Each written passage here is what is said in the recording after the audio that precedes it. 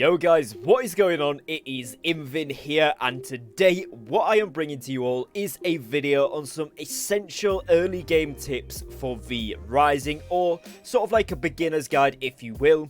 However, in this video I'm also going to touch on things that have a knock-on effect to the mid game and maybe even the late game in some circumstances, with things that you will encounter in the early game, just to give you guys an overall idea of what the game is about. Now, as with a few survival games, VRising is one of those games where the more stuff you get, the better, and those do have a knock-on effect, hence why I'm going to touch on them, but it is going to be primarily focused on early game tips and tricks that are going to help you out when you're starting off in this game to get a smooth transition and learn a little bit more about what you need to be doing.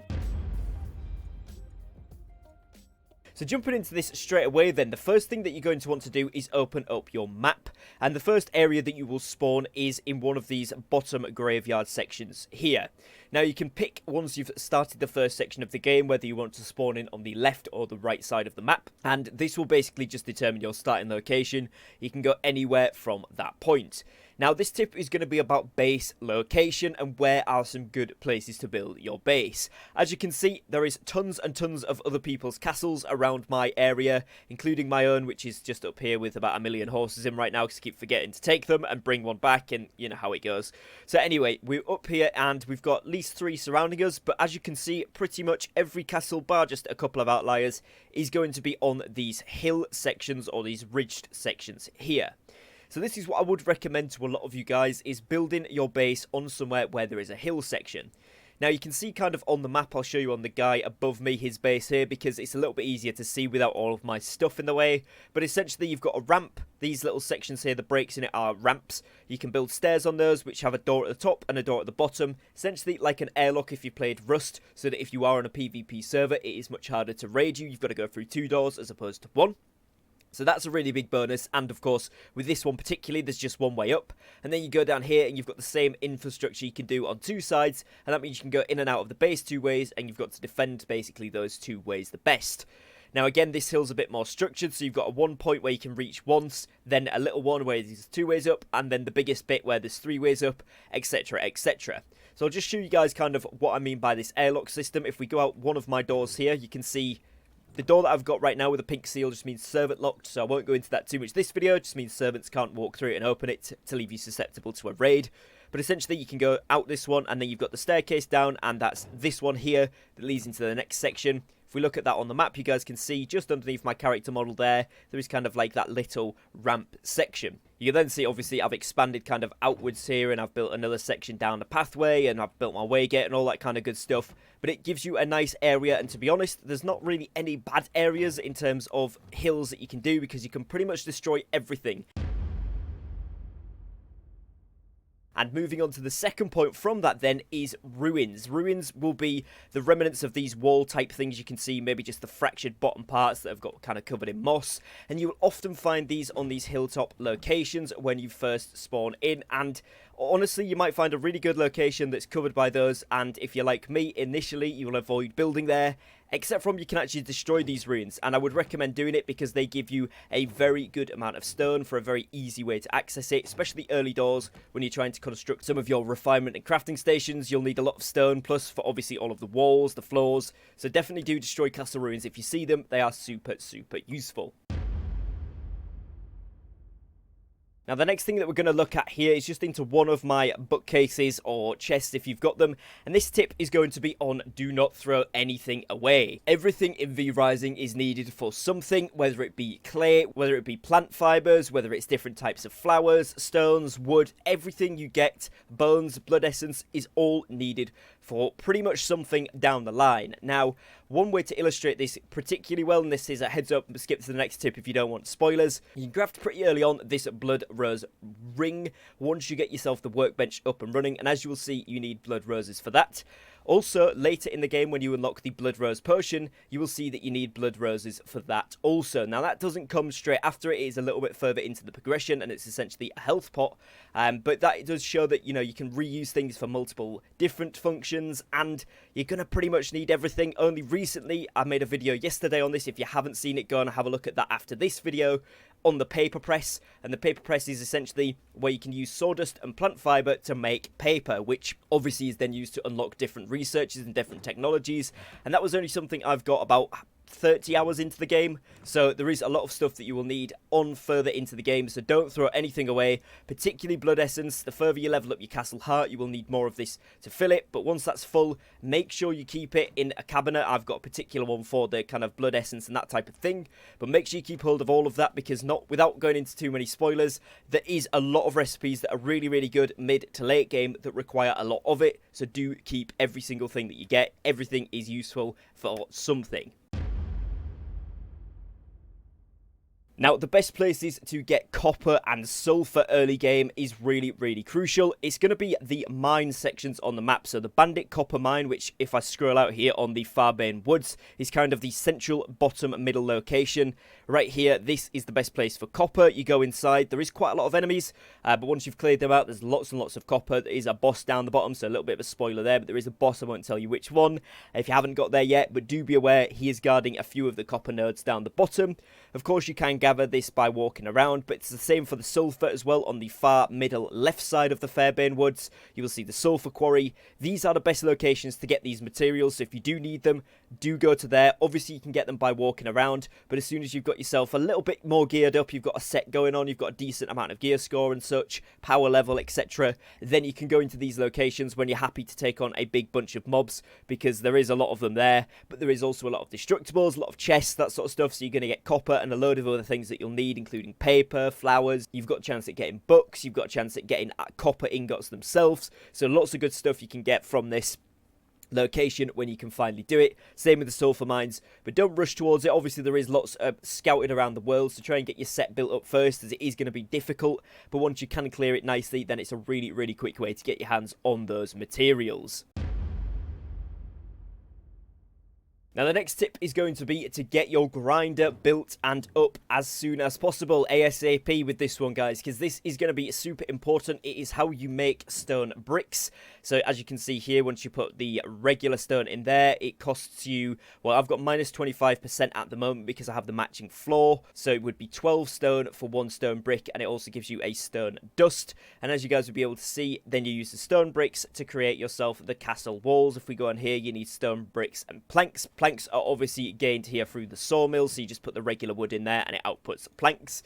Now, the reason as well the grinder is super, super good, again, if you haven't seen my other tips video on this, just to briefly go over it, you can actually put bones in here, which will cost you 100 by default. Again, bear in mind, I've got minus 25% for matching floor, which you probably won't have right at the start. When you do get it, certainly get it down. But 100 or 75 bones, which will give you a grave dust, which of course a lot of you will have discovered by now you need quite a lot of. Now, it's also worth noting that you can do some stuff for decorative pieces here, mainly the stone body and the clay mold, but I wouldn't worry about these too much in the early game. Mainly get these down and get them on the matching floor where you can. Now, like I said there, obviously you need the stone bricks for the walls and the floor, a lot of the flooring elements, but until you've done that, you will be in a wooden kind of box castle, and one of the main things that you will need to get is this mist brazier. Once you have this bad boy down, you can put bones into here and click the toggle, and it will produce this blue glowing kind of flame in the middle, which will then put a smoke around, which if your building is exposed or it's in an outside location, it will cover that in a smoke and a mist that then prevents you from taking sun damage. So certainly get that in your base ASAP. The kind of quests in the top left do not push you towards doing this, but it is super important, so certainly get that down as soon as you can. Use that until you get your stone castle basic, or at least one room built up so you've got somewhere to hide from the sun, and then you can just keep moving this where you need to. Now, like I mentioned earlier, the paper press is the best way to get your researches done for both paper and for scrolls when you get to the mid-game. But where is the best place to get your paper and such from for your researches before this? Well, as I said, I got to around level 50 in terms of gear score, and I only just got the paper press from that. You do need to be up here in the Dunley Farmlands area. But for most players towards the beginning of the game, it's going to be really important to be getting paper from somewhere in the Farbane Woods area. Now, if you hover over some of the bandit camps, you will see the important loot is paper, and these areas generally are pretty easy to do, particularly the smaller ones. You'll see this one is paper and coarse thread, so you'll get yourself some of the materials that you need for crafting and for making certain buildings, and you will also get yourself the paper for researching. Remember, you can put 50 paper into that research desk, and it will discover a random technology for you, as well as getting the full books dropping from certain loots if you are lucky, from breakables, chests, or indeed the mobs themselves. Now, most of the areas, even places like, for example, the bandit armory here that says whetstones and stone dust. It's a really good place to get whetstones from if you do need those, so that's a heads up there. But also, you can get paper, you can get the full research books from these areas too. They just don't explain it. So any area that you go past that looks like you'll be able to take it on, whether it's just got a few enemies or no enemies, but someone's not destroyed all the crates and stuff, go in there, try and clear up some of that stuff, and you will be able to get your hands on a lot of paper very easily, which should help you with your progression towards those researches. And again, like I mentioned there very briefly, once you get to the midsection of the game, you hit scrolls. It's going to be the same thing. We're looking for these militia encampments. Go over there, get your scrolls up. Once you've got a few technologies, then you can start hitting the big areas like the villages and kind of all these other different big landmarks, and it just goes the same from that. And then again, once you get into the late game, which I'm not going to spoil for you guys in this video.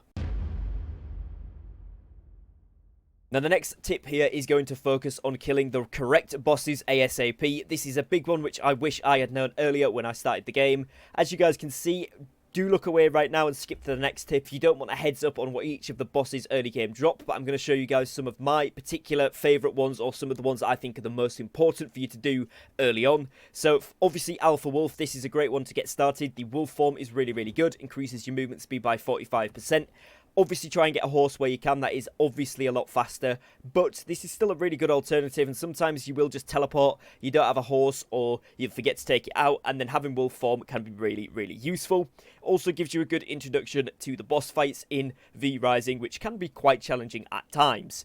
Now, the next one I would always do is Keely, the Frost Archer. She will drop you the Tannery, which is a super important building for your progression, and she also allows you to get this Traveler's Wrap, which gives you finally your first bit of sun resistance rating, which means it's slightly longer before you start taking damage from the pesky sun, which a lot of you, if not all of you, will know by now is very, very difficult to overcome, especially in the early game. Now, not only that, but Keely will give you your first alternative ability, which I'm not going to go into in this video, but it is very, very cool, and of course it will give you the access to build the empty canteens, which if you do get horses, if you get one of these and a water source, you can then go ahead, fill them up, and keep your horses alive for a much, much larger period of time. The next one here that is super important is Rufus the Foreman. This guy gives you the woodworking bench, which is fairly decent, and it will be used to craft yourself the crossbows. Now, the crossbows are unlocked by killing this guy as well, and these are a ranged alternative to your spells, as well as, you know, obviously you can use these alongside your melee weapons and your spells, but it gives you another ranged option, and these are great for engaging fights or when you need to kite away if you're getting low. Crossbows are really, really useful. Not only this, it does unlock fishing poles, which, if you're like me, you haven't done much fishing at all in this game, but one thing that is really important is you can pull paper, you can pull scrolls when you get to that area, and you can pull research books out of fishing, as well as other materials and useful items. So you certainly want to carry one around with you. If you are on a PvP server, fishing poles are bloodbound to you, so you will keep them on death. So they are safe to take out and about, so I would certainly recommend getting one ASAP, and every time you see bubbles in the water, just go ahead and grab your fishing pole, get whatever it is out, and see if you can get some good loot, because I have got some really good things from this. Other than that, you will get a power as well from this guy, and he is a fairly good one to get early doors. Now, once you've leveled up a little bit more, you want to start moving on to some of the higher level 20s and the level 30s. Once you get to around level 30 here, you can actually go for Clive the Firestarter. Now, this guy, again, will give you a power, he will give you some structures, and the structure that is really important he gives you is the alchemy table. Now, he also gives you the minor explosive box and access to sulphur, which are really important factors of the game as well. But what we're going to be talking about here is the alchemy table, and the fact that when you unlock the consumables through the research desk, it gives you access to these, and some of these are super important, so he's going to be another one to get as soon as you're able to do so, as it gives you a good big boost in your progression. Finally, when you start to hit the mid 30s to 40 levels, you want to get yourself the kill on Pelora the Feywalker. She will give you access to some abilities, you know, some recipes here, but most importantly, the Vampire Waygate, which is what I showed you guys towards the start of the video outside my base. This will allow you to teleport to any of the waypoints on the map, any of these waygates, from your base, so long as you don't have materials on you, so you can teleport armor and weapons and consumables, just not materials. Obviously, you have to then make your way back to base, so do be aware of that because you can't teleport back through with any materials you have. But this can give you a nice jump across the map and save you at least one of the versions of the travel on your way going to a location that you want to go to. Now, once you've done this, obviously, once you're hitting that upper end of the early game towards the mid-game, Quincy the Bandit King is a big hitter. He's a really good one to go for, and he's super, super important. He gives you access to the smithy, he gives you access to the tailoring bench, and also the recipes for the iron weapons and hollow fang battle gear, as well as iron ingots. Gives you two really good abilities, and this is really what propels you into the mid-game, so that's where I'm going to stop for today. But it's super important one. You want to be doing this around level 40 gear score, and yeah, it can be quite tricky, but it's super important to do, and it's when you propel yourself to the mid-game section. Now, this next one here is going to be actually on keeping yourself going and sustainable in the game by creating yourself a little farm area ASAP. Now, you can see my first little preliminary farm was a little section that I made outside here. You don't put floors down or you put grass down and it doesn't put a roof on. So, obviously, you know, you get a little outside section. I've got plants there. I've got a water source there as well as a nice little bench. And then, obviously, as I've progressed into the game, I've started lining up some of these plants outside. You guys can see all over the shop here. And I'm trying to make them into little areas of each different flower. And this is really important because some of the plants you will need a lot, such as the blood roses and also the cotton. When you get to mid-game, the sooner you start growing cotton, the better, because it's needed for a lot of stuff, as well as in the servants section of the game once you get to that part, which again I'm not going into today, but it is super important. Get those going ASAP, as you will need them for a lot of different crafting and building in the game, so get yourself on that as soon as you get them. When you've got a nice fenced off outside area, get planting seeds. And the final tip here is just going to be a kind of quality of life type thing that you may not know about or you may be wondering about, is placement of stuff. So, for example, with this castle, the first room I did was this one right here. It was just literally a square, and as you can see, I've expanded a lot since then.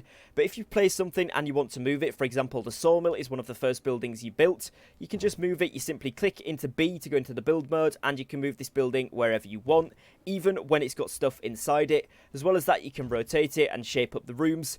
Now, the only things that you won't get back from destroying are things like walls, door frames, doors, and windows. But you will get back, as you guys can see here, if I hover over it, you can see just in the bottom middle it says dismantle, 75% refunded. So you will get 75% of the materials that you spent on creating that item back into your inventory, which means you're not losing out too much. And it's a really, really good way, because often I've made some of these rooms and I've had to, you know, I had a doorway here even in yesterday's video. If you guys go back and watch that, you'll see I had that with my study and stuff in. I've now moved that downstairs because I've upgraded during the day today. And yeah, you can kind of reshape your castle and repurpose all of the different areas, as well as when you unlock the different floors, kind of section stuff off so that it's got the floor bonus as well, which is crucial. And again, it's in my video from 2 days ago about some crucial tips, so go back and watch that if you would like to as well. But that is going to be it for today's video, guys. You can move, you can rotate stuff as a final tip there, which is super useful, and it's very unique to VRising, so I wanted to throw that in at the end. If you guys have enjoyed this video, please do be sure to drop me a like and a subscribe down below, as both of those things massively help to support me and my content here on YouTube, so I would really, really appreciate it. And other than that, thank you for your time, thank you for watching, and I will catch you again very, very shortly on a brand new upload. Take care and peace.